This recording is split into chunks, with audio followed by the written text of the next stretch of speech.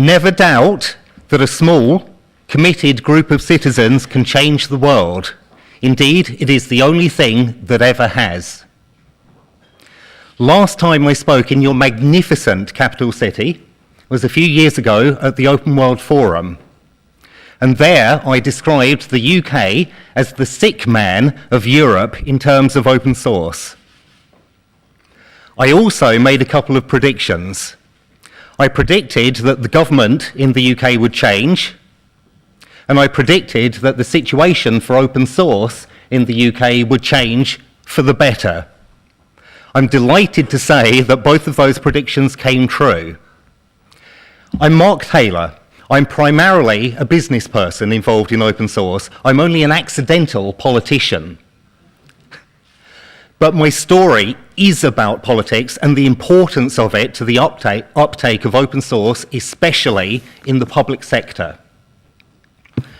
I apologise that my French is not good enough to speak to you in French today, but I would not want to insult your ears. So I will speak in English, and I'll speak slowly, and excuse me if I get anything wrong. So a little bit of the history about my interaction with the public sector and the government around open source. I got involved in the early 2000s, around 2003, 2004, when a public sector organisation approached me and asked me to talk about this thing they had heard of called open source, which I did. They also said that the reason that the UK didn't use much open source was because the industry was small and fragmented, primarily small companies, and that if we got together and acted together as a consortium, then loads and loads of business would come open source ways and we'd convert the public sector and everything like that. And they said, see if you could do that. So I took them at their word, and I did that. I put together an organisation called the Open Source Consortium, and we tracked down 70, 80, 90 of the players around open source in the UK, and we said to the government, here we are, we're ready to do business. Nothing happened. Actually, not quite true. What did happen was a negotiation was done with a very, very large, well-known proprietary software provider who negotiated a big discount on their prices. That was the interaction with open source then. To cut a long story very, very short, I got remarkably disillusioned with it and had enough of this politics stuff. I'm going back to being a business person. And I did that. And then, sadly, it's not the anniversary of it, but only a few days wrong. On the 17th of January in 2007, I received this email. Dear Sir, I am the economic advisor to the Shadow Chancellor, and I'm interested in speaking to some experts about the Labour government's approach to open source software procurement. Could somebody please give me a call? So I picked up the phone, well you would, wouldn't you? And I spoke to a chap called Rowan Silver, who then was the economic advisor to George Osborne, then the Shadow Chancellor, now the UK Chancellor of the Exchequer. Rowan is now the right-hand man of David Cameron, our Prime Minister. Went along to speak to him and had a conversation. So lesson number one, and I'm going to draw a few things that I've learned in my journey on this, is that politics is incredibly important. And if you want open source out there, we have to work with the political parties and with politicians. Critically important. So I had a conversation with this chap, and they said, look, we're getting interested in this, and we believe that there's something here. So will you spend some time with us, and we'll talk about it, and so on and so forth. So we did. The approach to open source that they were taking at this time was primarily economic, although a number of additional benefits have come out of it. So the second lesson that I drew and would like to draw is it's absolutely critical in open source to talk in the language of politicians in factors that they understand. They don't care about the licenses and the intricacies of which license is the right one or the technologies. They care on what it does for the state and for the public sector and for the citizens. So we started off talking about money. And to give a little bit of context, in the UK, the government spends an enormous amount of money on IT. I have another email in here. I'm not going to bore you reading all of them, but part of the series in here we get on to, the estimates at that point was that the government was spending £12.9 billion on IT. That estimate has gone up radically. Currently, our Cabinet Office estimates it at 16.9 billion every single year. But they also acknowledge that's likely to be an underestimate. Probably it's around £20 billion every year. To put that into context, that is more than we spend on the Home Office, more than we spend on the Ministry of Justice, 3 times more than we spend on the Army, and it's more than the total budget for Wales, which is a country as part of the United Kingdom. Phenomenal amount of money, so big motivation for it. So that was the starting point, and one of the remarkable things of working with these people is the access to the data they have, although part of the scary thing that came out was that nobody knew the precise figures for it. So very soon we worked up, and with a number of very, very talented individuals, most notable being a chap called Liam Maxwell, who is now the government's CTO and comes into our story later on. We started working on some reports for it, and I think it's probably known here as a report on open source and open standards and what that could do in a government setting. Part of that was an estimate of the kind of financial savings that could be made around it. One of the things that I did was I introduced Ryan and the guys to a number of successful private sector deployments of open source, and we wanted to do an estimation of what kind of budget savings could be made in the UK by a big switch to open source technologies. One of the problems that we had was that the savings in some of the case studies we looked at, and we looked at some big companies like Specsavers and some less well-known companies in the UK, one of the problems was the savings was so substantial, it was felt that it would be unbelievable. If you start talking about 60, 70, 80, 90% cost savings, then people are going to say, no, that's crazy figures, that's too much. So some of you may have seen the reports of George Osborne says that you could save £600 million a year by switching to open source software. That figure came out of a conversation about what figure could we give that people would believe, i.e. not too big, and what figure could we give that would be absolutely unchallenged by anybody. And nobody did challenge that figure. So it's absolutely clear cost savings are possible. So this also led on to, and again, some of you may have seen, there was a relatively well-known speech made by George Osborne when he was still the Shadow Chancellor in favour of open source. Well, we wrote that, and that was part of the work that we put together on this front. So time moved on, the government was elected, they got in, and started bringing the policies into reality. There was an open source, open standards policy under the previous government, but there was a souped up, a harder, a more enforced one under the new government as well, and that was part of the very first policy work that was done. It's absolutely critical to get this right at the policy levels and have the appropriate laws and these sort of things in place. So the government had some trouble with that, or the people pushing it through in here had some trouble with that. The initial push was for having an open source, open standards policy that was truly open standards, and it excluded what's known as fair, reasonable and non-discriminatory standards. And I want to take a little moment with that.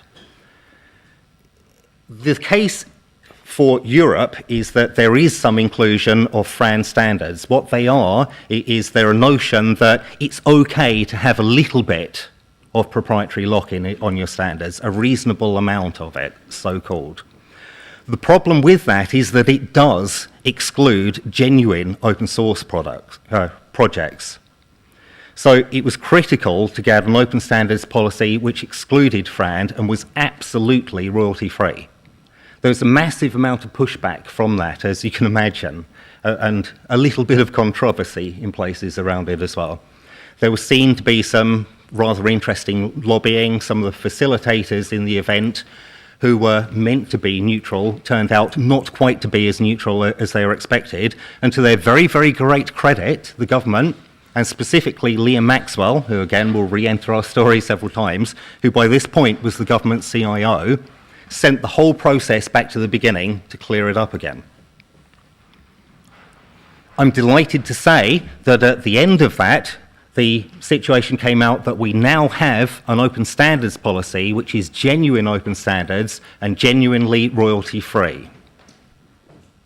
Of course, it's possible to have standards which are encumbered, but if you want to do business in the UK public sector, they need to be royalty-free, and that's a perfectly legitimate choice for a state. This is public money, public software, it should be royalty-free. The next real challenge which came up was on the procurement front. So another lesson to draw. Open standards, open source go hand in hand. It's critical to have a good open standards policy. Next challenge that came up is the procurement challenge. Procurement is an incredibly difficult subject. There are a number of challenges for open source. One of them is that procurement rules, as written, for the most part, come from the idea that all software is proprietary and that there is a license fee around it. Most of the procurement rules do not understand open source, so they need some working with. And there's been several years of work done on that, primarily within Cabinet Office in the UK. Next challenge is that procurement actually tends to favour the larger players, again, just the way it's written. We have that in the UK in a massive sense. Something like 80% of all government spending goes with about 8 or 9 different players, this incredible, huge centralisation. Very, very rare for the smaller and medium-sized businesses to get involved in it. So another lesson is, for our government at least, part of the reason for the interest in open source and open standards is the liberalisation of the market, bringing in new players, bringing in innovative players, and giving a lot more choice in the public sector. You see, open source itself will reduce the cost of public sector IT, but if you can introduce innovation, and if you can introduce competition, and if you can introduce new players, smaller, more innovative players, that too will reduce the cost of public sector IT as well. And again, one of the drivers for our government. So there was a huge public inquiry into procurement, and one of the parliamentary committees got into it. Public Administration Select Committee, and they took a load of evidence and they spoke to a load of people, and we introduced them to a load of smaller and open source players. And they came to the conclusion that public sector IT in the UK was very much closed. In fact, the minister involved described it pretty much as an oligopoly, which was rapidly taken up by the Cabinet Office Minister, Francis Maude, as well. So again, next lesson, backing right to the top, as high as you can in government, incredibly important as well. And we are very fortunate in the UK to have backing for open source and open standards right up to the ministerial level. So the Public Administration Select Committee concluded that there was a problem with public procurement and it was excluding smaller, more innovative players, so on and so forth. So what's next? And again, administrative changes need to be made. See, it's good to have policies and it's good to have all of these rules and regulations, but they have to feed down into changes in the system. So perhaps you have read recently in the last year, some of the changes that have happened is the Cabinet Office has ordered a hold on the new procurement frameworks. The UK is very, very keen on procurement frameworks, where a small number of providers end up on a certified list, and you can publish without you can purchase without going to tender from those providers. That has been put a hold to. And a new route to market for the smaller players has been created. The most well-known in the UK is something called the G Cloud. It's currently had 2 iterations, and there are now thousands upon thousands of smaller and medium-sized players in it. It's a very, very lightweight procurement system. The organisations are scrutinised once in joining the programme. They still need to go through all of the financial checks and to make sure they're legitimate business and provide all of these good services and all of that kind of stuff. and then they're on the program, and it can be procured in a very, very lightweight way. The G Cloud is still small in terms of revenue, especially in terms of the amount of revenue that the UK still spends on IT, but it's growing very, very rapidly. In fact, it's doubling with each interaction. I don't know if any of you have heard of the sort of second half of the chessboard story. There was a king of old who, one of his subjects did a great favour to him, and he asked him to name his reward. And the subject said, it's very, very simple. I would like 1 grain of rice on the very first square of the chessboard. On the second square, I would like 2. On the next square, I would like 4. The king said, well, that sounds fine to me. At the end of 2 or 3 squares, he was like a handful of rice. By the end of the 7th row, that amounts to something like 500 trillion tons of rice, the entire output of the world, and there's still the 8th row to go, 8 more doublings. And it ends up like 250 years worth of the year's output in order to do it. Now, I know it's not going to happen like that, but the second half of the chessboard is going to be interesting because G-Cloud is biting, more and more government departments are buying through it, more and more revenue is coming through, and they're finding it a nice lightweight to buy. How am I doing for time? It's almost finished. Okay, so I will finish off very, very rapidly. Policy, incredibly important. Procurement, massively important. There has to be a route to market for the smaller and medium players, so that's the next way to go. I want to talk very rapidly about what the government is doing in terms of open source adoption. It's being adopted, and give you a couple of tastes of the future, very, very quick. It is being adopted in all sorts of places. Our meteorological office uses hundreds and hundreds of servers. We've got people like the Ordnance Survey building their systems on it. But the absolute massive case study of the UK government is something called the Government Digital Service, which is a part of the Cabinet Office, and it's tasked with implementing the government's vision for digital. And it's about transforming the state, putting all transactions online, and massively reducing the cost of e-government. The Government Digital Service went live a few weeks ago. It's transitioning all of the government websites into it, and the next phase of it is moving all government transactions online. The UK government is incredibly paper-based, and transactions will cost hundreds and hundreds of pounds each, as opposed to a few pence with transactions online. So that move is happening. GDS is built entirely, completely, top to bottom, from open source software. Within the next 30 days, the Government Chief Technology Officer, Liam Maxwell, will be releasing the new technology handbook for the UK government, which will be talking about the kind of technologies, open source, open standards technologies, in GDS and recommending those for other government departments. And GDS is taking the lead on moving those in there. There are several government departments, and I can't yet name which ones they are, but it'll be coming up soon, who are working on an entirely open source secured desktop for use across government departments and a back-end infrastructure for it. We have a government conference coming up in April where the Government Security Agency, CESG, will be talking about security assurance for open source software, again, which is the next thing you'll be seeing coming up next. I've run out of time. Thank you very much for listening. Thank you so much, Mark.